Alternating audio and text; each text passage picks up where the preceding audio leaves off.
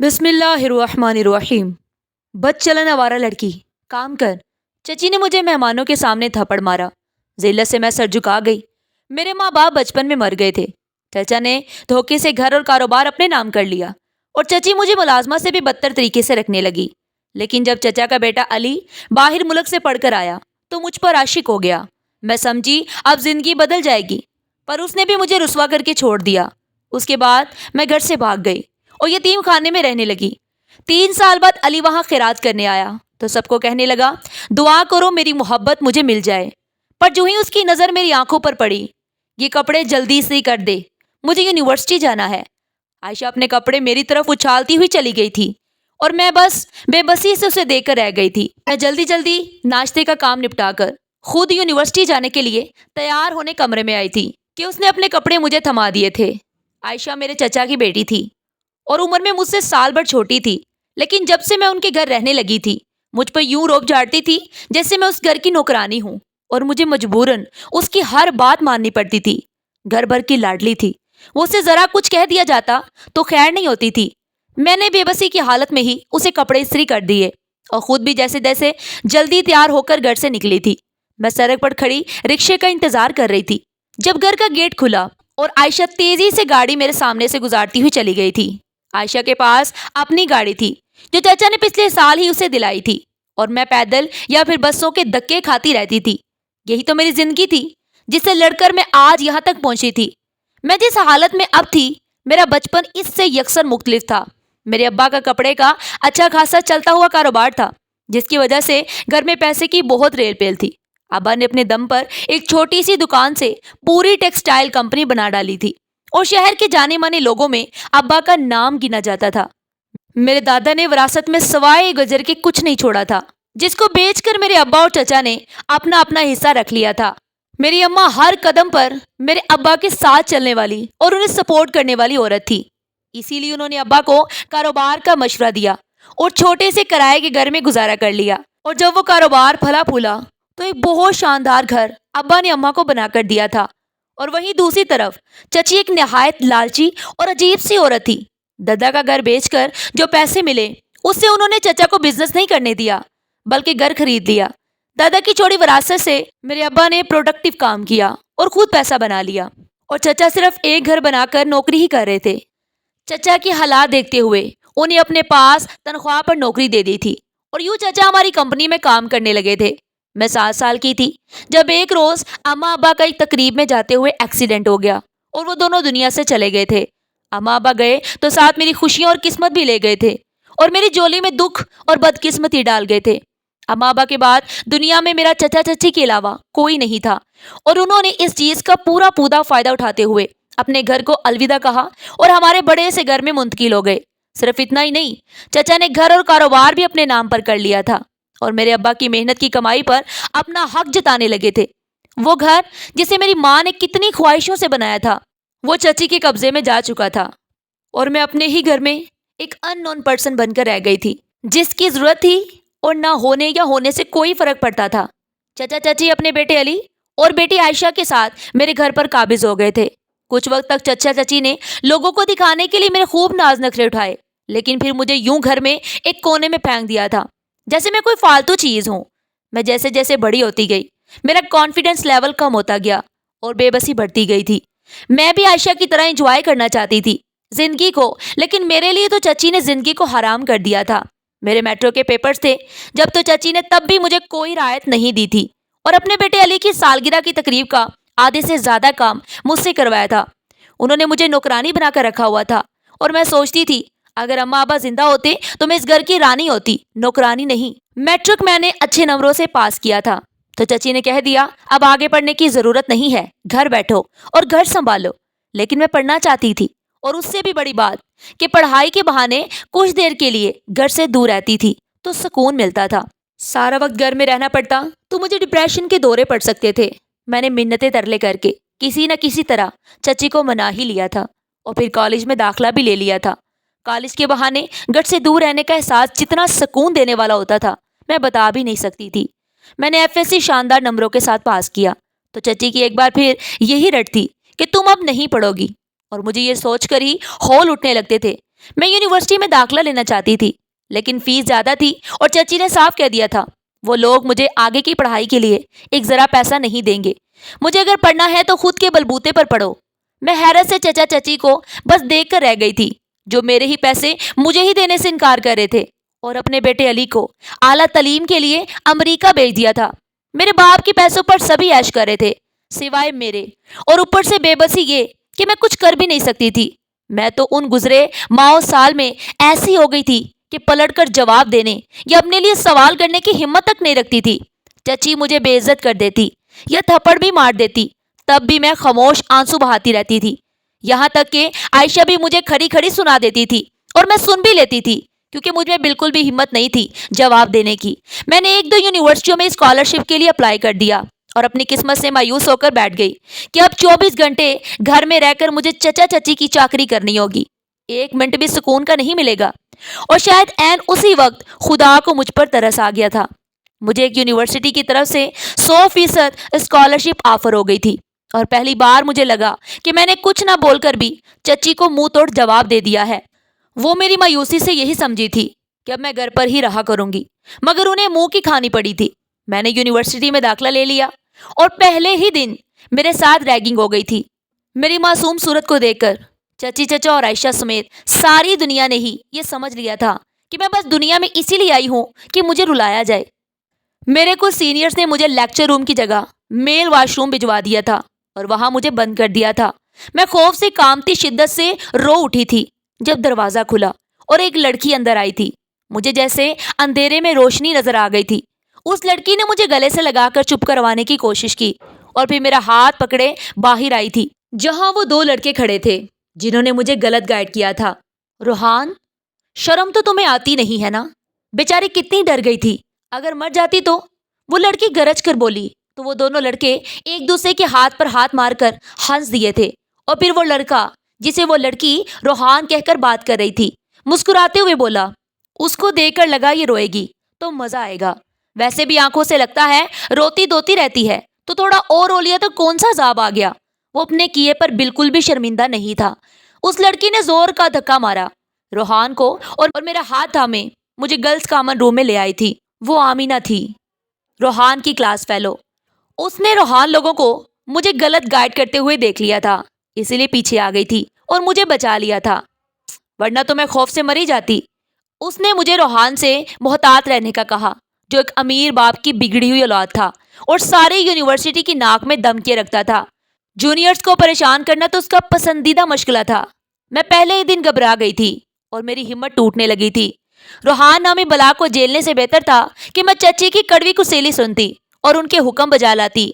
मैंने आमिना को कह दिया कि बस मैं अब यूनिवर्सिटी नहीं आऊंगी, लेकिन उसने मुझे समझा बुझाकर खासा मोटिवेट किया और उस दिन के बाद आमिना मेरी दोस्त बन गई थी। वो मेरी सीनियर थी, लेकिन जिंदगी में बनने वाली मेरी पहली ऐसी दोस्त भी थी जो मेरे दुख को अपना और सुख को अपना समझने लगी थी। बचपन में भी थी मेरी एक दो दोस्तें, लेकिन मेरा बाप मरा तो मुकाम भी बदल गया और फिर मुझ जैसी से उनके माँ बाप ने दोस्ती नहीं रखने दी थी, बल्कि सारी दुनिया ही मतलबी थी। जब तक लोगों को मेरे अब्बा से फायदा मिलता रहा था, वो अब्बा के साथ उनकी इकलौती बेटी को भी सर पर बिठाते रहे थे। लेकिन अब्बा के जाते ही सबकी नजरें बदल गई थी और ऐसे में इतने बरसों बाद किसी का मेरी दोस्त बन जाना मेरे लिए बहुत खूबसूरत एहसास था। आमिना से बात करके, उससे मिलकर मुझे बहुत अच्छा लगता था और अक्सर ही जब मैं कुछ अच्छा बनाती तो चची से छुपा कर आमिना के लिए टिफिन में अलग से निकाल लेती थी।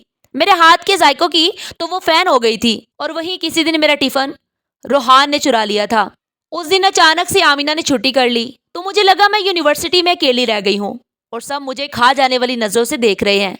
आमिना ने बताए बगैर छुट्टी कर ली थी, वरना मैं भी यूं ना आती। मैं उस दिन भी आमिना के लिए खीर बनाकर लाई थी जब मेरा टिफिन रूहान ने अचानक छीन लिया। रूहान को देखकर तो मेरी सांसें बंद होने लगी थी और खौफ से मैं कांपने लगी थी और उसे यही तो पसंद था कि लोग उससे डरें। जायका तो बहुत है तुम्हारे हाथ में, तो कल तुम मेरे लिए भी चाइनीज बनाकर लाओगी। खीर का टिफिन चट करते उसने हुक्म सादर किया तो मेरी जान निकल गई थी। चची मुझे किचन में अपनी मर्जी से कुछ बनाने देती, ये तो हो ही नहीं सकता था। मैं क्यों बनाकर लाऊंगी? बामुश्किल मैंने अटकती हुई बात की थी। चची का सोचकर ही मेरे तो जिस्म से खून सूख जाता था।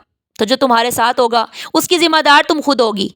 वैसे भी 2-3 दिन तक तुम्हारी चमची दोस्त तो आएगी नहीं, तो सोचो तुम्हें मुझसे कौन बचाएगा। बोलो, बनाकर लाओगी ना। आखिरी जुमला मेरे कान के पास होकर वो इतनी जोर से चिल्लाकर बोला था कि मेरा छोटा सा दिल काम कर रह गया था। मैंने अपने बैग पर अपनी गिरफ्त मजबूत की और वहां से भागती चली गई थी। पीछे रोहान का कहका गूंजता रहा था। मैं घर आई तो मेरी आमिना से बात हो गई थी। वो शहर से बाहर गई हुई थी और वाकई में वो 3 दिन से पहले आने वाली नहीं थी। और उन 3 दिनों में यूनी जाना मतलब रोहान को कहना कि आ बैल मुझे मार के मुतरादिफ था। मैंने भी यूनी की छुट्टी कर ली थी और मुझे फारिग देखकर ही चची को तकलीफ होने लगती थी। इसीलिए तो अपने दोस्तों के साथ घर पर किटी पार्टी रख ली और मैंने सुबह से शाम किचन में शेफ बनकर गुजारते अपनी कमर को तोड़कर रख दिया था।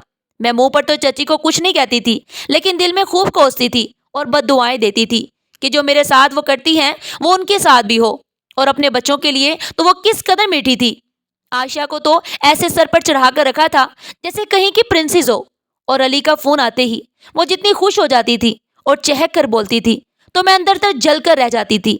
मैं बस इतना ही तो चाहती थी कि वो लोग यही सोचकर मेरे साथ अच्छा रवैया रख लिया करे कि उनके पास जो कुछ है मेरे बाप का ही है।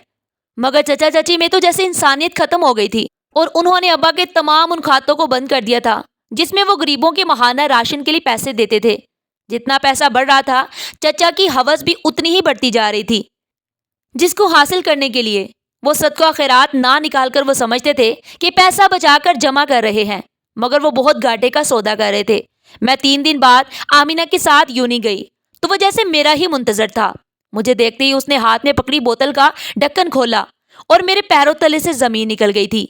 जब मुझे ड्रामा और फिल्मों के ऐसे सीन याद आए जिनमें लड़का तेजाब फेंक देता है, मुझे लगा वो मुझ पर तेजाब फेंक रहा है और अगले ही लम्हे उसने फेंकी तो मेरे हलक से फलक शगाफ चीख निकली थी, जिसे सुनकर आमिना तो आमिना रोहान भी हैरत से मुझे देखने लगे थे कि मुझसे ऐसी आवाज भी निकल सकती थी।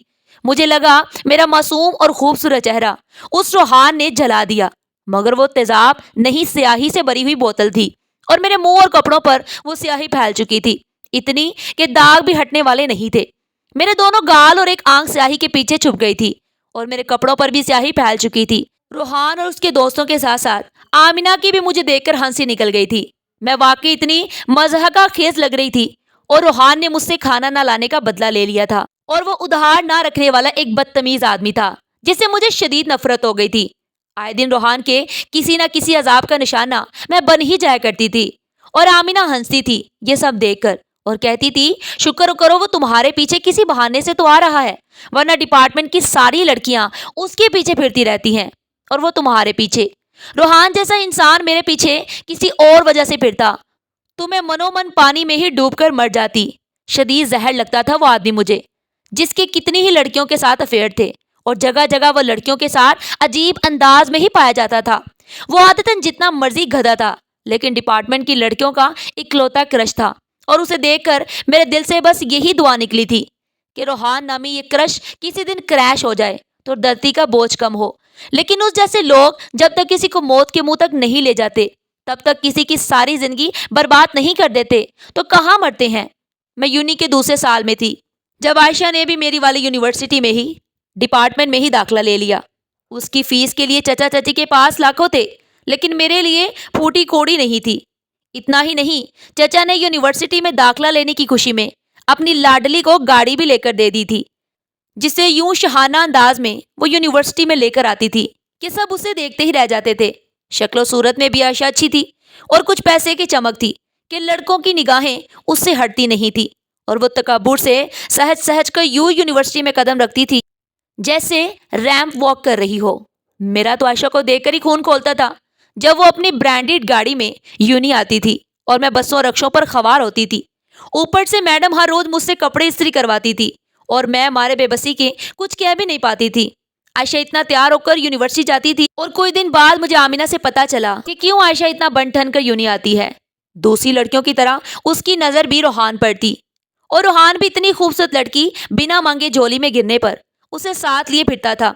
रोहान किरदार का अच्छा लड़का नहीं था, लेकिन आयशा को कौन समझाता। ये बात एक बार मैंने यूं ही खुद को आयशा की बड़ी बहन समझकर समझाने की कोशिश कर ली तो उसने धक्के देकर मुझे अपने कमरे से निकाला और अगले दिन मैं रोहान के हत्थे चढ़ गई थी।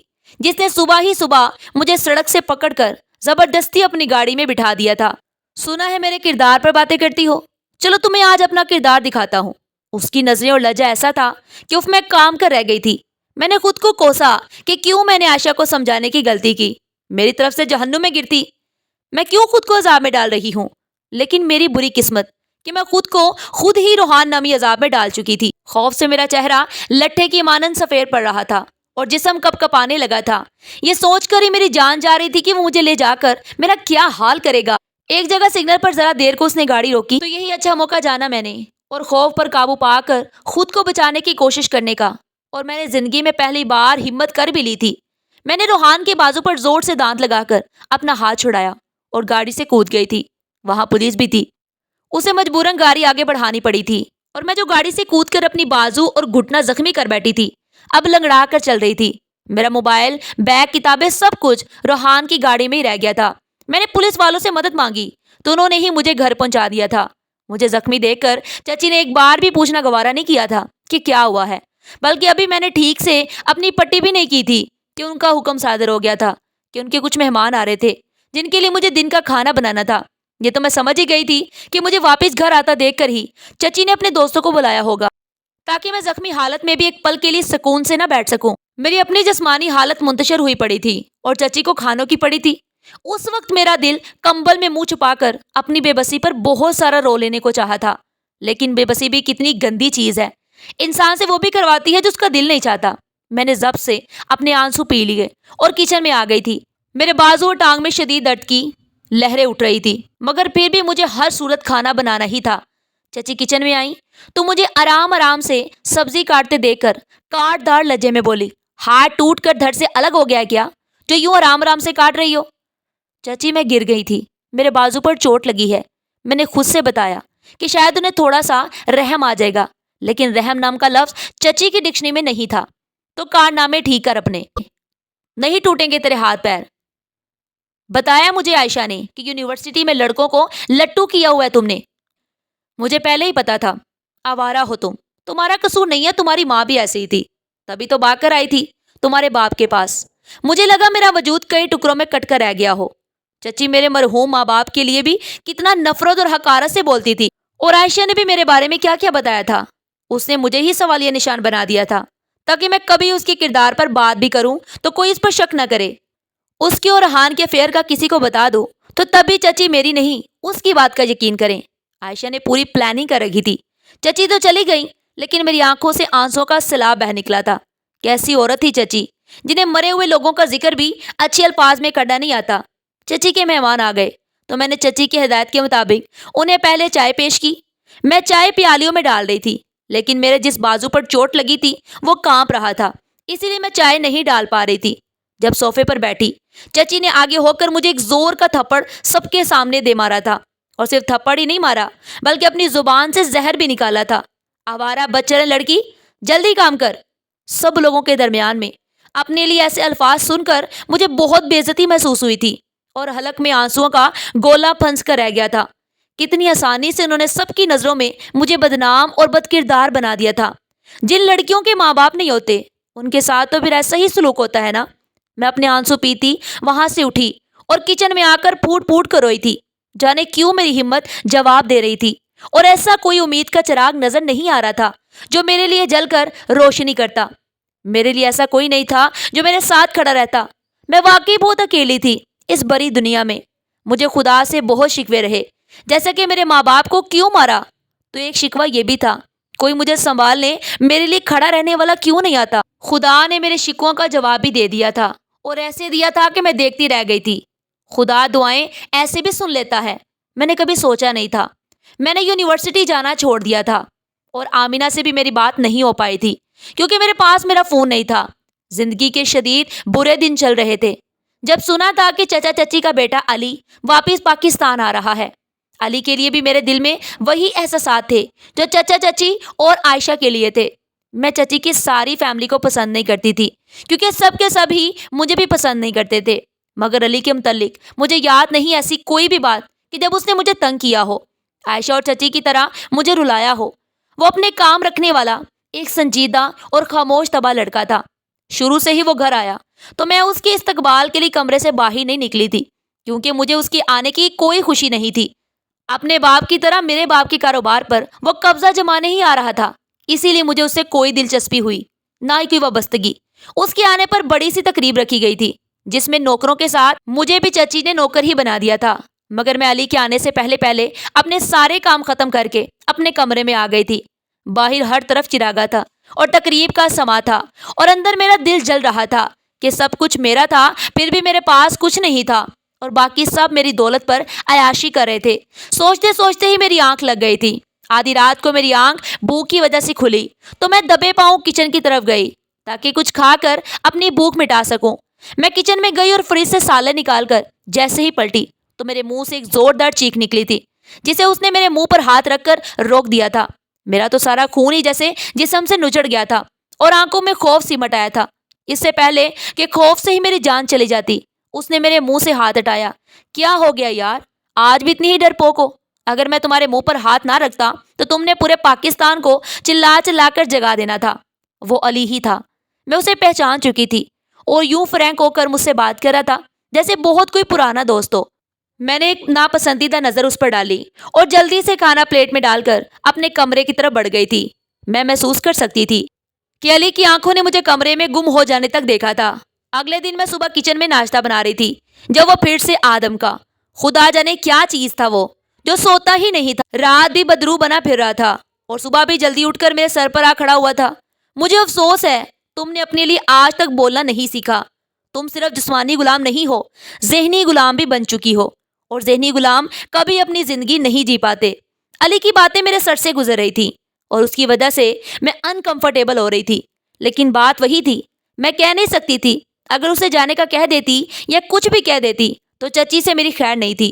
پھر میں خاموشی سے ناشتہ بنا کر اسے نظر انداز کرتے اپنے کمرے میں آ گئی، جہاں عائشہ اپنے آج کے پہننے کپڑے رکھ کر چلی گئی تھی اور مجھے استری کرنے تھے۔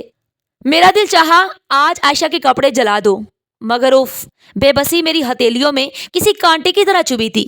میں کپڑے استری کر رہی تھی جب وہ پھر سے میرے سامنے آ کھڑا ہوا اور دیوار سے ٹیک لگا کر مجھے بغور دیکھنے لگا۔ تم کب بولنا سیکھو گے روچ؟ اس کی نگاہوں میں کچھ تو ایسا تھا کہ میں لمحے بھر کو منجمن سے رہ گئی تھی۔ میں بھول گئی تھی کہ میں نے استری کپڑوں کے اوپر رکھ دی تھی۔ میں نے سر اٹھا کر علی کو دیکھا اور میرا دل دھک سے رہ گیا۔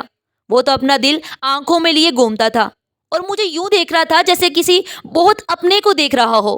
ایک دھواں سا اٹھا اور میں ایک دم چونک کر سیدھی ہوئی تھی، کیونکہ عائشہ کی شرٹ سچ مچ جل چکی تھی اور سب جو ہنگامہ ہونے والا تھا اس کا سوچ کر ہی میں کام کر رہ گئی۔ میں نے شکایتی نظروں سے علی کی طرف دیکھا کہ جس کی وجہ سے میں اتنی بڑی مصیبت میں پڑ چکی تھی۔ اسی وقت عائشہ آئی اور مجھ سے کپڑے مانگے، مگر میری اتری ہوئی شکل اور جلے کپڑے دیکھ کر اس کا پارا ہائی ہو چکا تھا۔ اس نے مجھے تھپڑ مارنے کے لیے ہاتھ اٹھایا تھا تو میں نے ایک دم آنکھیں بند کر لی، لیکن یہ کیا تھپڑ میرے منہ پر تو پڑا ہی نہیں تھا۔ میں نے آنکھیں کھول کر دیکھا تو حیران رہ گئی، کیونکہ ایسا معجزہ میرے ساتھ زندگی میں پہلی بار ہوا تھا جب عائشہ نے مجھے تھپڑ مارنا چاہا اور مار نہیں سکی تھی۔ پہلی بار مجھے مارنے والے کا ہاتھ کسی نے پکڑ لیا تھا اور میں تو سب بھول کر بس حیرت سے علی کو دیکھتی رہی تھی۔ اگلے پل پورے گھر میں ایک بڑا ہنگامہ ہوا تھا جو عائشہ نے کھڑا کیا تھا۔ ماما، اس نے میرے کپڑے جلا دیے اور بھائی نے مجھے اسے مارنے بھی نہیں دیا، میرا ہاتھ پکڑ لیا۔ ماں، عائشہ کے تو مگرمچھ کے آنسو بہہ کر ختم ہی نہیں ہوتے تھے۔ علی، اس نے غلطی کی تھی تو غلطی کی سزا مل رہی تھی، تم کیوں بیچ میں پڑ رہے ہو بیٹا؟ چچی نے میرا نام نفرت سے لیا تھا اور علی کو کس قدر پیار سے پکارا تھا۔ اپنی ماں کے سوا آپ کو کوئی پیار نہیں کر سکتا۔ کیا ہو گیا ہے ماں آپ کو؟ غلطی انسانوں سے ہی ہوتی ہے، مگر اس کا یہ مطلب تو نہیں نا کہ ہم تشدد پر اتر آئیں۔ آئندہ میں کسی کو عروج کو مارتا ہوا نہ دیکھوں۔ میری آنکھیں ڈبڈبانے لگی تھی اور علی کو دیکھتی میں دیکھتی ہی رہ گئی تھی کہ کیا جس معاوضے کا مجھے انتظار تھا، جس کا مجھے انتظار تھا، جو آ کر مجھے ظالم ملکہ کے قید سے آزاد کر دیتا، وہ علی تھا۔ علی کے لیے میرے دل میں نرم گوشہ پیدا ہو چکا تھا۔ اس دن میں گھر سے بغیر تھپڑ کھائے نکلی تھی اور یہ میرے لیے بہت سکون والی چیز تھی۔ میں سڑک پر کھڑی تھی جب عائشہ نے میرے پاس سے گاڑی یوں زن سے گزاری جیسے اس تلے مجھے کچل ہی ڈالے گی، اور اگر میں بر وقت نہ ہٹتی تو ویسا کر بھی گزرتی۔ ہر گزرتے دن کے ساتھ ساتھ ان ماں بیٹی سے خوف آنے لگا تھا جو مجھے کاٹ چھانٹ کر کہیں پھینک بھی دیتی تو ان کا کچھ نہ بگڑتا۔ میں سڑک پر ہی کھڑی اپنی سوچوں میں گم تھی کہ ہارن کی آواز سے میں خیالات کی دنیا سے باہر آئی تھی۔ वहां अली अपनी गाड़ी के साथ खड़ा था और हाथ देकर मुझे बुला रहा था। उसने मेरे लिए स्टैंड लिया था। उसके बुलाने पर तो मैं जहन्नुम में चली जाती। मैं उसकी गाड़ी में बैठ गई थी और सारा रास्ता खामोशी में ही कटा था। मुझे लगा वो कोई बात करेगा, मगर वो कुछ नहीं बोला था। मुझे यूनिवर्सिटी छोड़कर वो वापस चला गया और आमिना सारा दिन अली का नाम लेकर मुझे छेड़ती रही थी और मेरे चेहरे पर जो लाली अली के नाम पर उतर आई थी उससे मैं खुद भी वाकिफ हो चुकी थी। तो गोया बात इतनी सी थी, मुझे अली अच्छा लगने लग गया था। वो पहला मर्द था मेरी जिंदगी का जो मेरे लिए लड़ सकता था।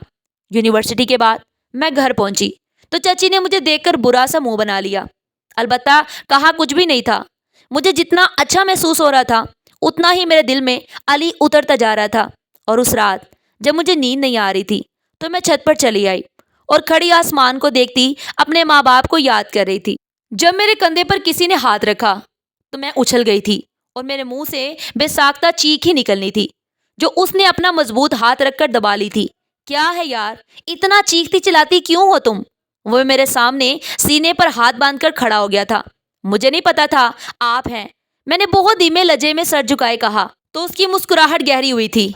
मतलब अगर पता होता मैं हूं तो ना चिल्लाती तुम? वो जिन गहरी नजरों से मुझे देख रहा था, मैं शर्म से लाल हो गई थी। मेरे चेहरे की लाली देखते जाने वो क्या क्या खोजता रहा था और अगले ही पल मेरे सामने घुटनों के बल बैठ गया और किसी जादू की तरह उसके हाथ में गुलाब भी आ गया था।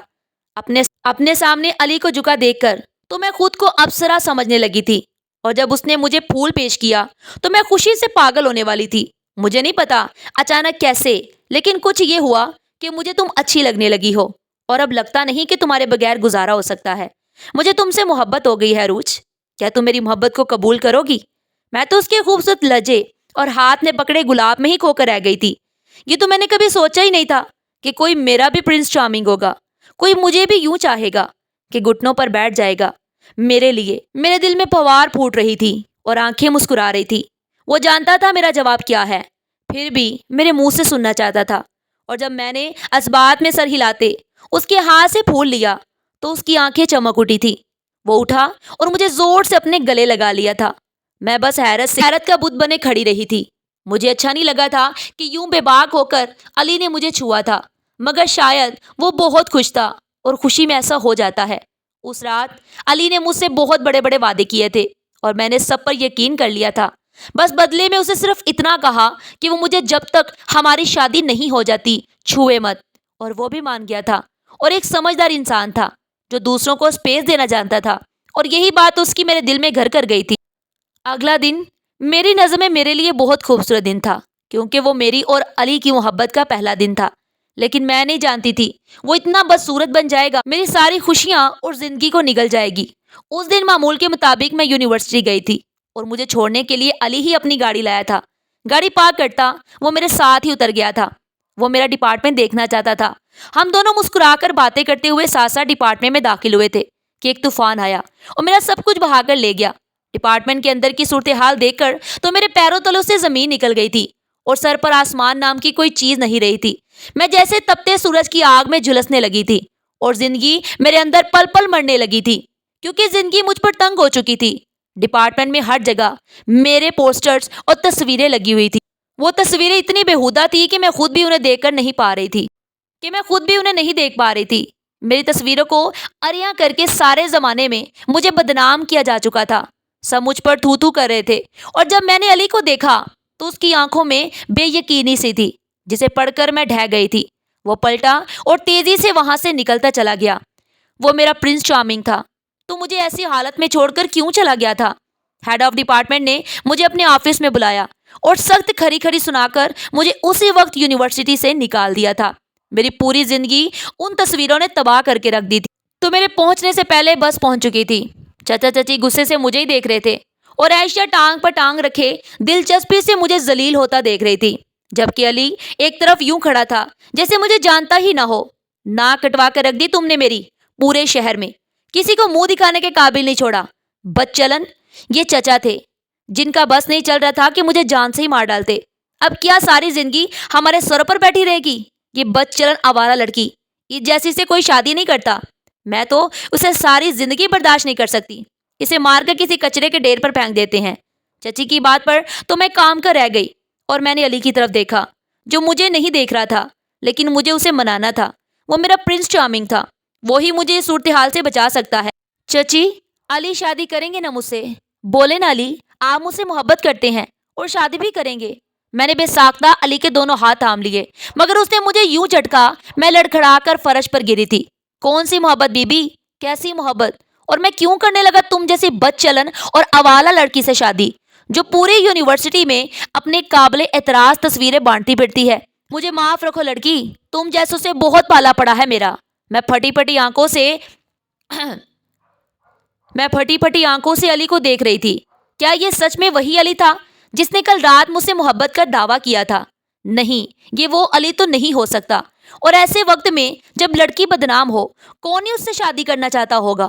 مجھے علی غلط نہیں لگا تھا، وہ ٹھیک ہی کر رہا تھا جو اس صورتحال میں کوئی بھی کرتا۔ میں اٹھی اور جا کر اپنے کمرے میں بند ہو گئی تھی۔ میں بیٹھی رو رہی تھی کہ فون کی نوٹیفیکیشن ٹون بجی۔ یہ فون آمینہ کا پرانا فون تھا جو اس نے استعمال کے لیے مجھے دیا تھا، کیونکہ میرا فون تو روحان کی گاڑی میں رہ گیا تھا اور وہ واپس کرنے والا تھا نہیں۔ میں نے فون اٹھا کر دیکھا تو ساری دنیا میری آنکھوں کے سامنے گھومنے لگی تھی اور آنکھیں پتھر ہو چکی تھی، کیونکہ میرے چند اور تصویریں انٹرنیٹ پر اپلوڈ ہو چکی تھی جن میں صرف میں نہیں تھی بلکہ میرے ساتھ کوئی لڑکا بھی تھا۔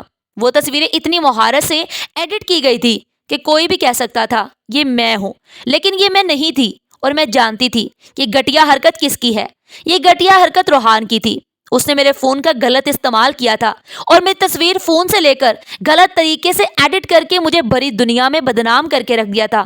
باہر سے مجھے چچا اور چچی کی آوازیں آ رہی تھی جو مجھے گالیاں دیتے جا رہے تھے، اور میں سہمی سی بیٹھی اپنے کمرے میں رو رہی تھی۔ رات کے تقریباً 1-2 بجے کا وقت تھا جب میرے کمرے کا دروازے پر دستک ہوئی۔ باہر علی تھا جو مجھ سے کوئی ضروری بات کرنا چاہتا تھا، اور مجھے لگا شاید وہ میری طرف کی کہانی بھی سننا چاہتا ہے، وہ میرے ساتھ کھڑا ہونا چاہتا ہے۔ اسی لیے میں نے دروازہ کھول دیا۔ اس نے مجھے خاموش رہنے کا کہا اور کمرے میں داخل ہو کر دروازے کو کنڈی لگا دی۔ میں اتنی کوئی پاگل تھی کہ اس کی کنڈی لگانے کو بھی سمجھ نہیں سکی تھی؟ ساری دنیا کے ساتھ انجوائے کرتی پھر رہی ہو اور مجھے کہہ رہی تھی میں تمہیں شادی ہونے تک چھوؤں نا؟ علی کی نظروں میں کچھ بہت عجیب تھا جس نے مجھے ڈرا کر رکھ دیا تھا۔ سب کے ساتھ انجوائے کر سکتی ہو تو میرے ساتھ کیوں نہیں؟ گھر کی بات ہے، کسی کو پتہ نہیں چلے گا۔ میں پھٹی پھٹی آنکھوں سے علی کو دیکھتی رہی۔ وہ تو میرا پرنس چارمنگ تھا، پھر وہ دیو کیسے بن گیا تھا؟ وہ شیطان کیسے بن گیا تھا؟ اس نے میرا ہاتھ پکڑ کر مجھے اپنے قریب کھینچا اور میری گردن پر جھکنے کی کوشش کر رہا تھا، جبکہ میں خود کو اس سے چھڑانے میں ہلکان ہو رہی تھی۔ وہ مرد تھا، طاقت میں مجھ سے زیادہ تھا اور مجھ پر حاوی ہو رہا تھا۔ اس نے اپنے دانت میری گردن پر گاڑے تو مجھے ساری دنیا سے ایک دم نفرت سی ہو گئی تھی۔ میں نے جس سے محبت کی تھی وہی جانور نکلا تھا، لیکن مجھے خود کو اس جانور کے ہاتھوں میں تباہ نہیں ہونے دینا تھا۔ مجھے خود کو بچانے کی کوشش کرنی تھی۔ اس نے مجھے بیڈ پر پھینکا اور میرے اوپر جھک گیا۔ میں نے سائڈ ٹیبل پر پڑی الارم کلاک کو دیکھا اور اگلے ہی لمحے کھینچ کر اس کے سر میں ماری تو وہ تکلیف سے دورہ ہوتا میرے اوپر سے ہٹا، اور یہی موقع تھا۔ میں اٹھی اور دروازے کی کنڈی کھول کر وہاں سے بھاگ نکلی تھی۔ میں اس گھر میں محفوظ نہیں تھی۔ میں علی کی شکایت لے کر کسی کے پاس نہیں جا سکتی تھی کیونکہ کوئی میری بات نہ سنتا۔ اسی لیے اس گھر سے بھاگ جانے میں ہی مجھے اپنی عافیت لگی تھی۔ میرا رخ مین گیٹ کی طرف تھا، جسے عبور کرتی میں اس گھر کو ہمیشہ کے لیے چھوڑ چکی تھی۔ میرے دل میں یہاں رہنے والوں کے لیے صرف نفرت تھی اور میں کبھی واپس نہیں آنا چاہتی تھی۔ میں بھاگتی چلی گئی سڑک پر نامعلوم منزل کی طرف۔ جب میں ایک گاڑی سے ٹکرائی اور ہوش و ہٹ کی دنیا سے بیگانہ ہوتی چلی گئی تھی، مجھے ہوش آیا تو میں ہسپتال میں تھی۔ میں ایک لیڈی کی گاڑی سے ٹکرا گئی تھی جو مجھے ہسپتال لے آئی۔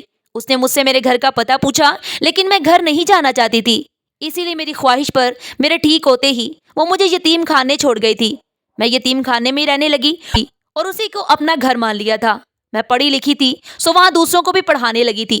بدلے میں تحفظ بری چھت اور 2 وقت کا کھانا مجھے مل جاتا تھا۔ میرے لیے یہی بہت تھا۔ میری زندگی یتیم خانے میں ہی گزرنے لگی تھی اور پھر بیتتی ہی چلی گئی۔ وقت پر لگا کر گزرتا گیا اور یتیم خانے میں مجھے رہتے 3 سال گزر گئے۔ ان 3 سالوں نے مجھے بہت کچھ سکھا دیا تھا۔ میں نے سب چھوڑ کر خدا سے نزدیکی اختیار کر لی تھی اور دین کو سیکھ کر اس پر عمل کرنے لگی تھی۔ میں نے شرعی پردہ بھی شروع کر دیا تھا اور خدا کے حکم سے ان سب کو بھی معاف کر دیا تھا جو مجھے تباہ کرنے کا باعث بنے تھے۔ میں نے اپنے رب سے معاف کرنا سیکھ لیا تھا۔ بہت بدلاؤ آ چکے تھے ان 3 سالوں میں میری زندگی میں، اور 3 سال بعد ایک دن اچانک میں نے اسے دیکھا تو خود کو پتھر ہوتی محسوس کیا تھا۔ وہ علی تھا جو یتیم خانے میں کھانا بانٹنے آیا تھا. وہ بھی بہت بدلا بدلا سا لگ رہا تھا اور اپنے ہاتھوں سے سب کو کھانے کے ڈبے دے رہا تھا اور ساتھ ساتھ سب سے التجا کر رہا تھا کہ دعا کرو میری محبت مجھے مل جائے. جب میری باری آئی تو مجھے کھانا دیتے ہوئے اس کی نظر مجھ پر اٹھی اور نقاب سے نظر آتی میری آنکھیں دیکھ کر وہ مجھے پہچان گیا تھا اور یک ٹک مجھے دیکھنے لگا تھا. میں نے کھانا وہیں چھوڑا اور وہاں سے اندر آ گئی تھی. میں نے سب کو معاف کر دیا تھا کیونکہ خدا معاف کرنے والوں کو دوست رکھتا ہے. لیکن میرے دل سے خفگی ختم نہیں ہو رہی تھی. بہت رلایا تھا میرے اپنوں نے مجھے. میں یوں ہی بیٹھی تھی کہ پتہ نہیں کس کی اجازت سے وہ اندر آ گیا اور آتے ہی میرے قدموں میں گر گیا تھا اور سر میرے پیروں پر رکھ دیا تھا اور کہنے لگا میں تمہارا گناہگار ہوں عروج. تم جیسے چاہو مجھے سزا دو لیکن میرا خدا گواہ ہے تم سے بہت محبت کی ہے میں نے. وہ ایک لمحہ جب انسان شیطان بن جاتا ہے میں بھی اپنے نفس پر قابو نہ رکھ سکا اور شیطان بن گیا جس کا احساس مجھے آج تک اندر سے کھا رہا ہے. میں اندر سے کھوکھلا ہو چکا ہوں اور تمہارے جانے کے بعد مجھے احساس ہوا تم سے تو عشق ہو گیا تھا مجھے. پل پل تمہارے لیے تڑپتا میں تمہیں ڈھونڈتا رہتا تھا. میں تمہارے لیے جہاں گشت ہو گیا عروج.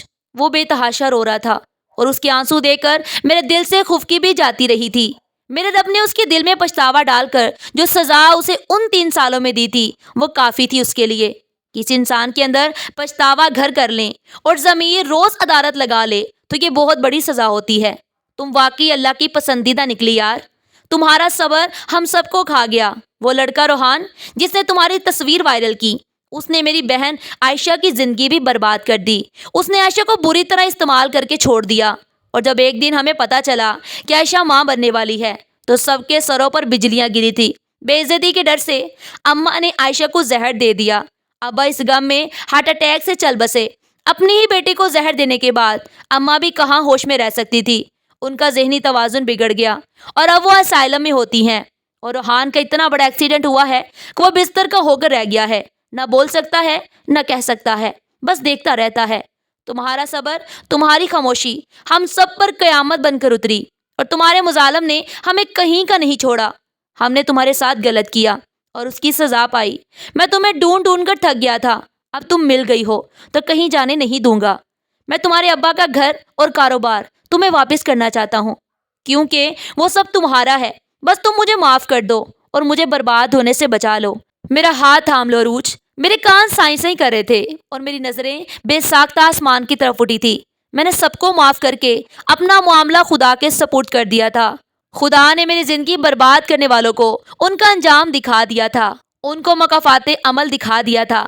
میں نے علی کو وہاں سے جانے کا کہہ دیا تھا کیونکہ میرا دل اس پر پھر سے اعتبار کرنے کو نہیں مان رہا تھا. میں اسے معاف کر کے بھی جیسے نہیں کر سکی تھی. لیکن مجھے دین سکھانے والی باجی نے سمجھایا کہ جسے غلطی کا احساس ہو جائے اس سے بڑھ کر مخلص کوئی نہیں ہو سکتا ہے اور معاف کر کے آگے بڑھ جانے میں ہی بھلائی اور بہتری ہوتی ہے. میں نے بھی علی کو معاف کر دیا تھا اور میرا نکاح یتیم خانے میں ہی ہوا اور پھر میں علی کے ساتھ رخصت ہو گئی تھی. واقعی صبح کا بولا شام کو گھر لوٹائے تو اسے بولا نہیں کہتے.